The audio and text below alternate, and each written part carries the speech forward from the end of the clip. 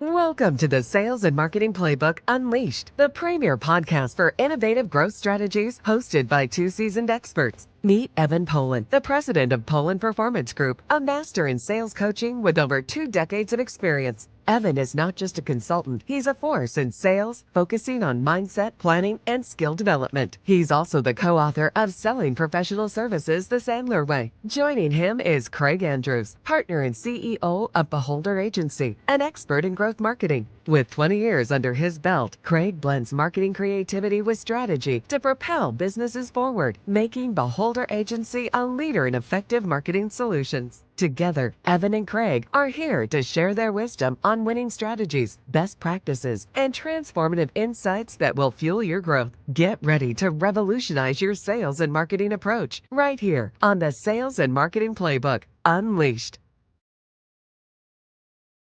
And welcome to the Sales and Marketing Playbook Unleashed. I'm Craig Andrews, and my partner in crime, Evan Polin, the president of Polin Performance Group, is here with us again.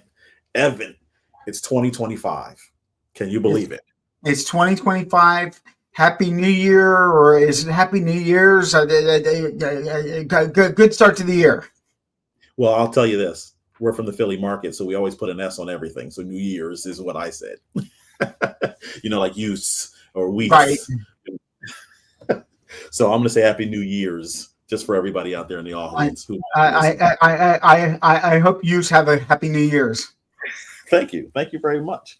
So as we talk about the new year here, right, it's important before we start to talk about moving forward, we want to be able to look at what happened in the past. We have become one of the top sales and marketing podcasts in the country. We're in a position where something that we had a very few audience, we're starting to slowly grow. And the importance of understanding about where you're going in 2025 is you have to take a slight little reflection back in 2024. So I know you have a lot of feelings of that because you've been giving one of your great presentations about reflecting about what's worked and what hasn't worked. So why don't you tell everybody a little bit about that before we jump into 25? Yeah. What I find is most successful for myself personally in my business, for my clients, is before you jump forward, it's always really important to take a look back. Mm-hmm. An exercise that I do as I'm wrapping up every year, as I'm getting ready for the new year, I go back and look at the clients that I brought in each year. I want to see, where did those clients come from? What groups of activities led to those clients coming in? Quite frankly, it's an exercise that I've done for the last 20 plus years. That way I can go back and see if certain things are working. Mm-hmm. I can then look at, okay, can I do more of that? Yep. Now, if a certain professional association I'm a part of, or a certain marketing campaign, if those led to good opportunities, if those led to good business, can I do more of that? If I spent money on certain things that didn't lead to anything coming in, then I need to look at, okay, did I work that as well as I could have? Yep. If so, maybe it doesn't make sense for me to continue that. And maybe it makes sense for me to put my time, my money, my effort somewhere else. Mm-hmm. But I find that if you don't do that reflection, I think we mentioned on the show before the definition of insanity. Absolutely. Doing that same thing over and over again and expecting different results. Let me take a look back at what I did. Let me build on the successes. Let me learn from those things that didn't work. Yeah. And that's going to help to give you a really good head start as you put together your plan for the new year. How about you, Craig? What are some of the things that you do that you suggest that your clients do in kind of looking at that retrospective from the year before? So you're preaching to the choir because you know me, data. Everything is about seeing it, making adjustments, and continue to improve as the year goes on. The value that we have, or what we explain to our clients, is understanding that this year coming, and every year everybody gets the new energy, right? It's a brand new year. It's a brand new start. At the beginning of a new season, everybody's got the chance to win the Super Bowl. Absolutely. And we can talk about fitness goals, right? Everybody feels like Rocky and running the steps in Philadelphia, but we have to make sure we maintain it all year. So what I'm going to give everybody as an advice from last year into this year is that this is what I'm going to call the year of content. Okay. The year of content is important. Your personal experiences in business going forward is going to be much more valuable than just the data, than just a brand new website. It's going to be what you can do, or what you can do video wise, about expressing yourself personally. That's one of the tips I have for people.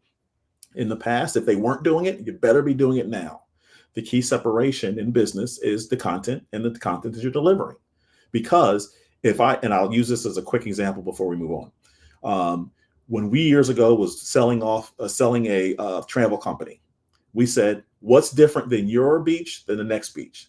They said, well, we have beautiful water. Everybody has beautiful water. We have white sandy beaches. Everybody has sandy beaches. What makes you different, right? And that had to make them think about a little bit.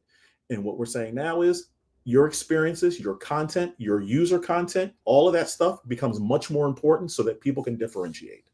And so the year 25 is differentiation. So I know in that differentiation, when you were giving your New Year talk, you were talking about goals, right? So we all have goals: lose weight, personal, financial, closing sales. Let's talk about some of those goals. I know you have SMART goals, right? I've heard that a couple times now as we finished out our year, and you were, teaching me about, Craig, what's your future? You had a good year. What's next? You're always keeping me moving forward. Tell me about SMART goals, Evan. Sure. Well, let's talk a little bit about SMART goals. And this is primarily a business podcast, but we also, none of us are 100% in our business. We can't silo our lives. So let me talk about SMART goals, and let me also give people something to think about in terms of 7 different areas of your life where you should be setting goals.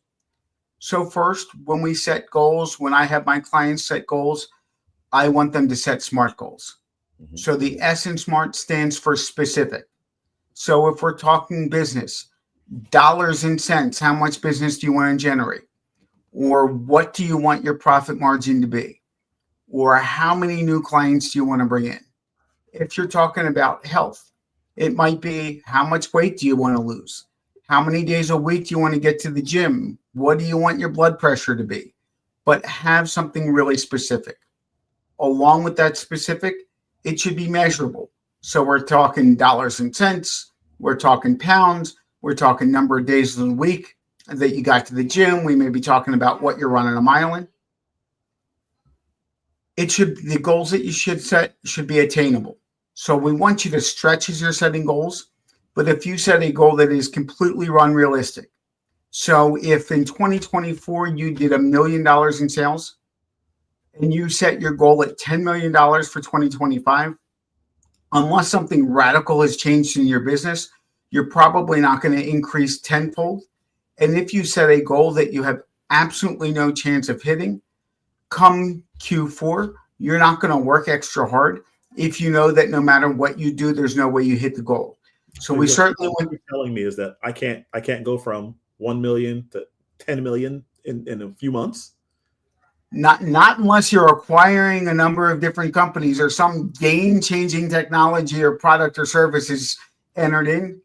As much as we'd love that to be the case, probably not happening. Now, for those of you in startup businesses, you may be able to double and triple if your revenue was smaller.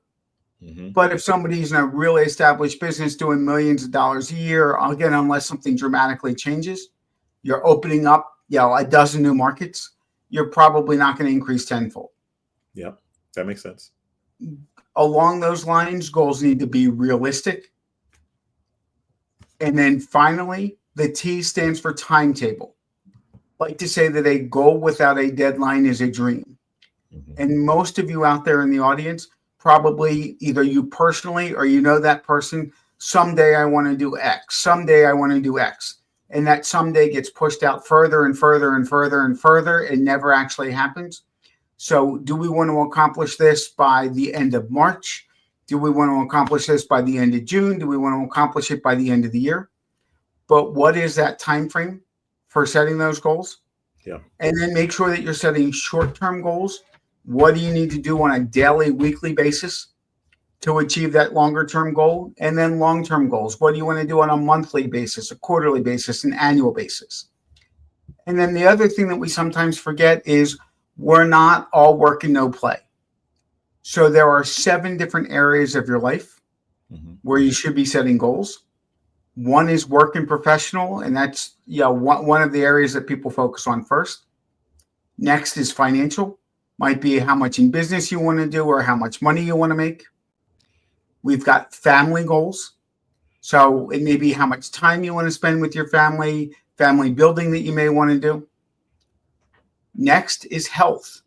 If you make $1 million, $10 million, but you're really unhealthy and you're not going to be around to spend that money, probably doesn't matter all that much. Yeah. So making sure that we've got health goals. Spiritual goals. Again, for some of you, it may be formalized religion. For others, it may be things like meditation, yoga, but what do we need to do to get centered? Mm-hmm. We've got social goals. How do we want to be involved in our community, with family, with friends, maybe with charitable organizations, community organizations? How important is that to you? And what do you want to do there? And then the last area that we're looking at setting goals is educational goals. So again, professionally, it may be certain certifications. Maybe you want to learn more about how to utilize AI in your business or something along those lines. Yep. But it could also be personal. Again, if we're not learning, we're not growing, then we're dying, we're moving backwards. So maybe you want to learn a language. Maybe you want to learn how to cook, learn how to garden. But what are some things that you want to do to improve yourself? And we really need to set goals in all of those areas. And if we don't, and several episodes ago, we had Rachel on, who was a burnout expert. But if we're only setting work goals, professional goals, we are at high risk for burning out. Yep. And that not being any good in any part of our lives. So when we talk about SMART goals, talk about different areas of our lives where we want to set goals, those are some of the things that we're talking about. So I want to let everybody know, in terms of the viewers and the listeners, if you ever want a real in-depth program in which Evan goes into further detail about these SMART goals, Evan, is there a way that they can get this information from you? I appreciate the cheap plug. So if people go to www.polin, which is POLIN, PG.com, you'll be able to request to get a link to the annual goal setting program that I do. See a couple articles on goal setting. So feel free to find me at my website or go to my LinkedIn page, which will give you ways that you can get in touch. And I'm happy to send out to anybody who's interested more information, an hour and 15-minute long goal setting and dream book session. Happy to send that out to anybody who's interested. And the importance of understanding about this being a dream book, it's meant to let you see long-term. But I would suggest for the people listening and the watching, do not wait till July to start your dream book. It might be a little late to start your dream book. Now, go ahead. And the other suggestion, don't spend the time to do the exercise and then save it into a file and go back in next December, go, oh yeah, geez, I kind of sort of remember setting these goals. This looks a little familiar. It should be a living, breathing document that you're looking at on a regular basis. And I would suggest put in your book, put in your scheduler, or however you guys do it. I do it electronically. Schedule once a quarter, once a month, something fashion that you know that you can get back to it on a regular basis and review if you're actually moving in the right direction. One of the things that he brings up in his dream book is you're running out of time, right? Time is important. And are you doing all these things? Because you have 7 different goals you're trying to attain. Make sure you're moving it forward. Now, a lot of this stuff that we're talking about is really to kind of establish value. And the value proposition for a business owner is different than a value proposition for a personal person. Let's talk a little bit here about the value proposition in business. I have a take on it, but I'm interested to hear yours first, Evan. In terms of the value proposition in business, how would you propose it to prospects or clients? So this brings up a point that I love to talk about. Craig, do you know the most listened to radio station in the entire world? Oh, I do not. People still listen to radio? Radio, satellite, across platforms. It's WIIFM. It stands for What's in It for Me. WIIFM, yes. So again, whether you're talking about value prop to a large enterprise organization or to one individual, what you need to think about is from the client's perspective, what's in it for them? Whether your product or service is solving a problem for them, Yeah. whether it's bringing them joy in a particular area. If you can't figure out the what's in it for them, for your prospects and clients, I promise they're not going to figure it out on their own. And if you can't understand what that is and then be able to articulate that in your marketing message during your sales conversations, then you're not going to be very successful converting interactions with people into paying customers. So, Craig, what's your take on that? You kind of parlayed right into it beautifully. It goes back to what I started with. In the frame of marketing, the value proposition is differentiation. So if you have a situation where company X and company Y is the same to the consumer demand, they're going to choose the one who explains the message better and simpler. Remember that it has to be simpler, and then their interpretation will make it better. So the more simple messages you can put out about who you are, what your company values are, the services you offer, because how many of us, I know you have, because I have, people go, I didn't know you did that service. Worst line impossible can be said to me from a marketing guy, right? I didn't know you did that. Right. And so the perfect example of when you can clearly articulate the level of service you can offer, the value increases tremendously, primarily because of the fact that to that end user, who's ideally to your target market, you are very clear in terms of the services you can offer for the WIIFM that you just put in there, that wonderful radio station is a good angle.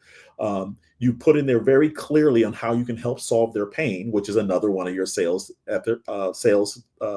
processes that you reference. Can I solve your pain? And can I explain it as simple as possible? Can I get it done efficiently and quality? Value. Right. And Craig, if you think I'm wrong, let me know. If you can't do that, you become a commodity. If you're not cheaper and I see you as exactly the same, well, why would I spend more?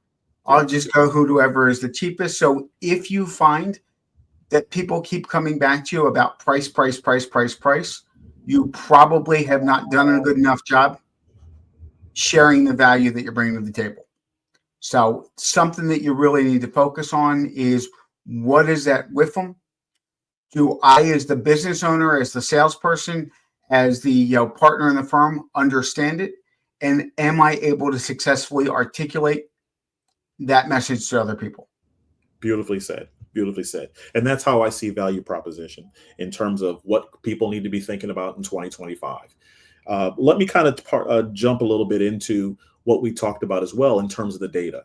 So when I say data is meant to be a guideline in terms of, am I moving in the right direction? So we talk a lot about in terms of the accountability, which is going to come up a little bit later in our year going forward. But the accountability is making sure that the data meets the accountability. It's not just to say I have data for the sake of data, right? It's almost like saying I have the answer to the test, but I decided not to take the test. Doesn't make a lot of sense. So you want to make sure going forward that you articulate very clearly in their sales data. See how I point in the right direction? Their sales data. You didn't point in the right direction. This is the right direction. Nope. No. Oh, I'm backwards. Anyway, so there's sales data and there's marketing data, and they should work hand in hand, if we've preached here many times. Let me just say from the marketing data first, and then I'll have you jump in from the sales. From the marketing data, something that you really want to be looking at is time spent on your website. It's going to become very important because Google uses that as an opportunity to see how valuable you are to the end user. If they're on the site more, which is why the authentic content is important and your experiences and explained to clients are important, they'll spend more time on your website, which will allow them to Google to see you as valuable. Very important. On top of that is making sure you have things like this podcast that we're doing here, in which we're giving you valuable information. It will be translated to the client that's important, which means now they're coming in and they're filling out forms and they're doing things like that. It's very important. Real quick to run off, traffic to your site, the number of inquiries is going to be important. The content impressions. So when you start to dabble into social media here, the impressions that's happening is going to become incredibly important, in addition to the likes and the shares. Now, if I find something valuable and I share it with you, Evan, and then you find it valuable and you share it to other people, and then all of a sudden they share it to the next person, that's all linked back to my original share. That's important, right? So you have to be giving up good information, not just say, I'm the best marketer since creation. That's not good enough. Now I have to be giving you actual information that's going to help you move forward. And then people find it valuable. Who has this done very well? Usually the younger generation does this well because they grew up with it. I can admit that I'm getting old and that I struggle with that concept, not as much as my kids do. My kids just get it. They go, Dad, you're old. They remind me every day, right? But the importance of being able to have valuable information that people can share, similar to your dream book, is becoming very important going forward in 2025. From a sales perspective, Evan, what data is important for you? So what we want to look at in terms of from the sales perspective is how many first conversations are turning into a qualified meeting, a qualified opportunity. What percentage of those qualified opportunities are turning into a final meeting, a final quote, a final proposal, and then what percentage of those are converting into paying clients? And then looking at when you're bringing in a client, I also want to look at how long did it take. So from first contact to conversion, how long is it taking for people to move through my pipeline? And then also, what is the value in terms of dollars and cents of what the client is? And from a sales perspective, and some of those things at the beginning are what we call leading indicators, number of initial outreaches, number of conversations, number of first meetings.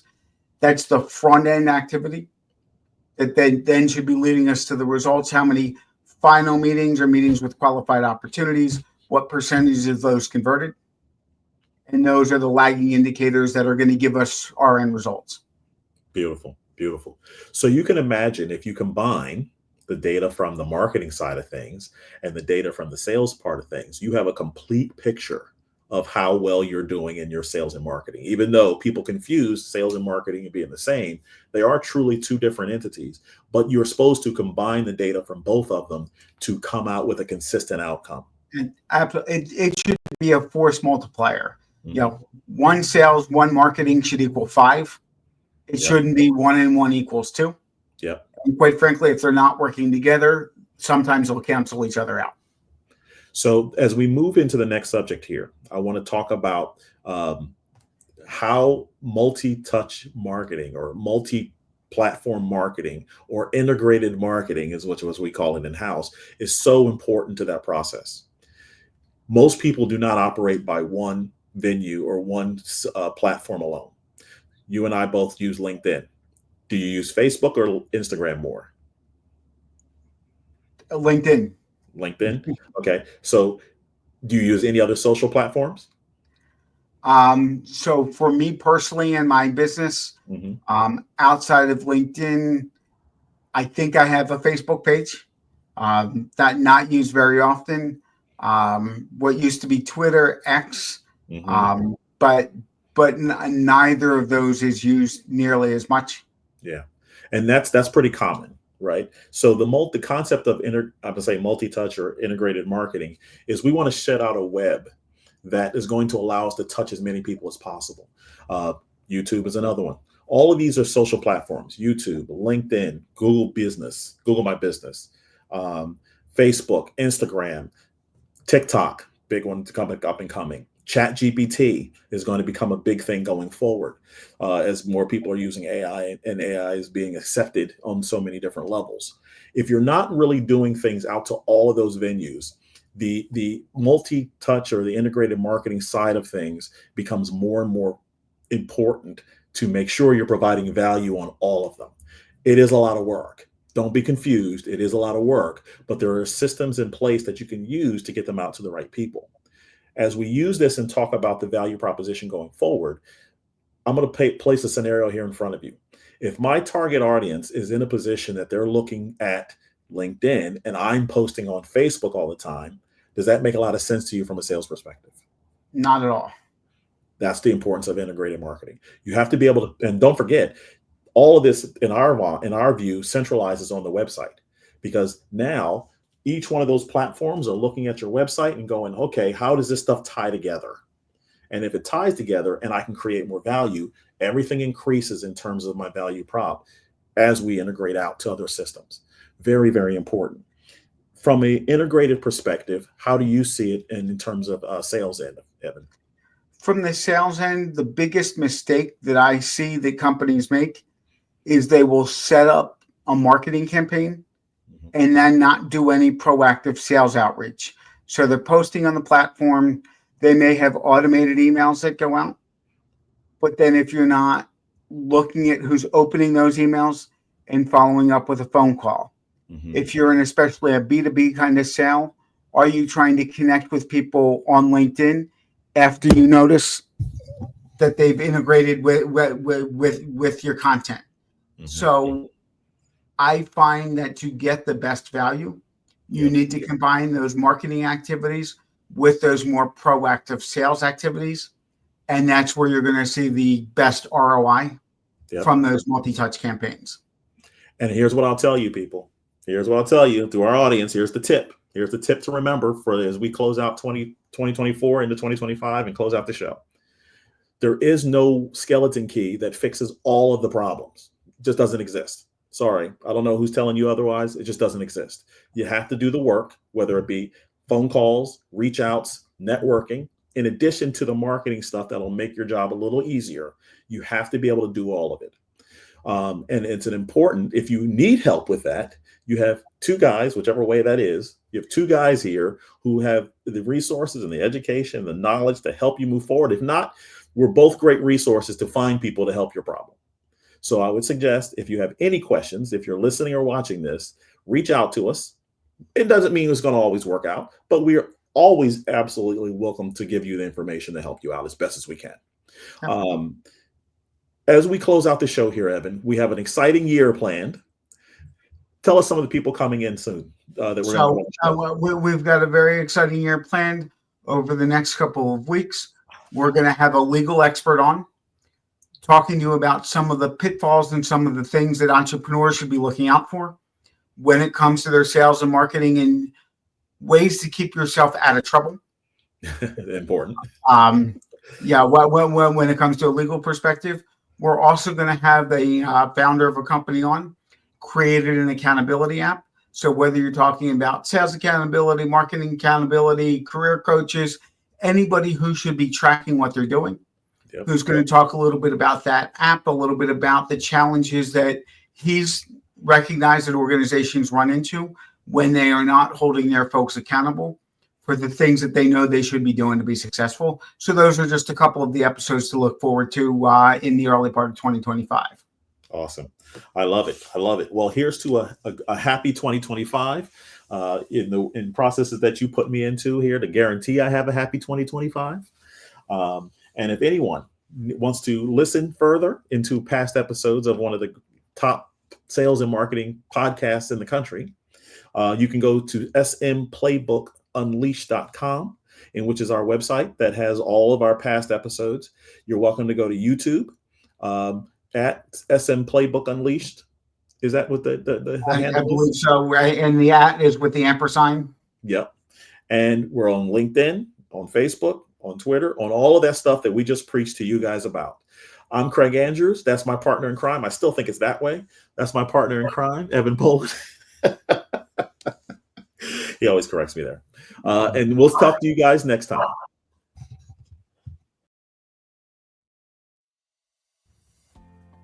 Thank you for joining us on this exhilarating journey through the world of sales and marketing. Remember, the playbook is in your hands and the possibilities are limitless. Keep exploring, experimenting, and innovating, and watch as your business reaches unprecedented levels of success. Don't forget to subscribe to the Sales and Marketing Playbook Unleashed on all major podcast platforms, and follow us on YouTube, Facebook, and LinkedIn for even more exclusive content. Until next time, keep hustling and keep winning.